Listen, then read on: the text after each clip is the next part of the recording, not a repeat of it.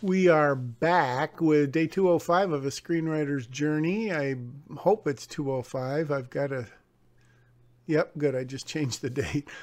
My file structure naming conventions got whacked out, and so hopefully this is right. I don't think it really matters in the grand scheme of things. So we ended yesterday on that line that I liked about, did I give you the impression that your father and I had reconciled? And so right now we've got Rachel, and again, somewhere in Act 3 here, I'm not exactly sure where we are, just giving out the fact that she is the bad lady. And it's not like probably, well, that's part of the thing. Do I want to let on, does the audience need to know? Let me restart this whole train of thought. How soon do I want the audience to know that Rachel is 100% indeed a bad person?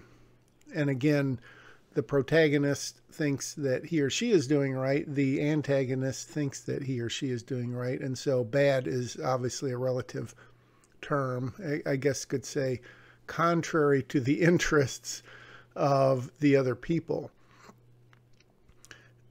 And I'm literally just thinking to myself, you know, she has put this kind of ransom on her daughter's head and has told her ex-husband, for whatever the amount of money I'm going to end up saying, we'll say 10 million for now. It might be a little rich.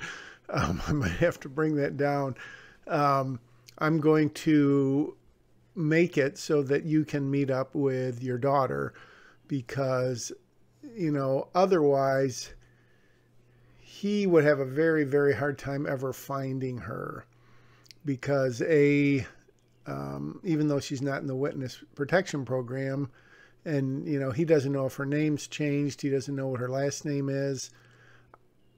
Now that I think about it, I never mention her last name. I give his last name early on, K-A-T-Z or something, Katz, maybe.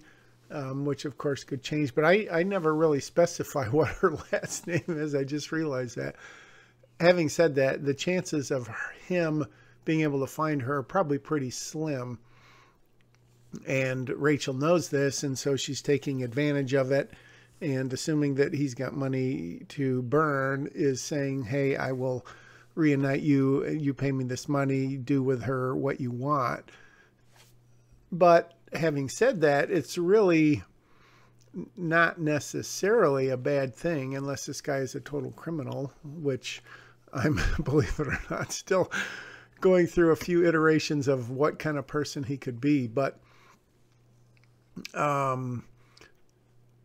so my point that I made on the way to this detour is that how soon do I want A, Lexi, and B, the audience to know that, yes, she is 100% this narcissistic psychopath who is literally cares only about herself and has been playing the long game in figuring out a way that she can just rake her ex over the coals and get all this money. She has no interest in Lexi.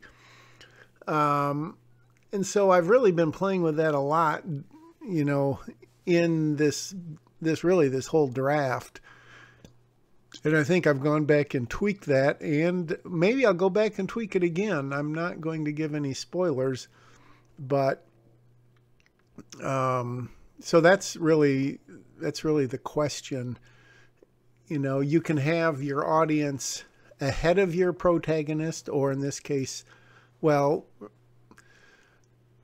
Lexi is not the protagonist, but she's the main one interacting. And look at that, I've run out of time. I'll continue this discussion tomorrow on day 200 and whatever it's going to be, 6 or something. I've lost track already. Today's 205 of a screenwriter's journey.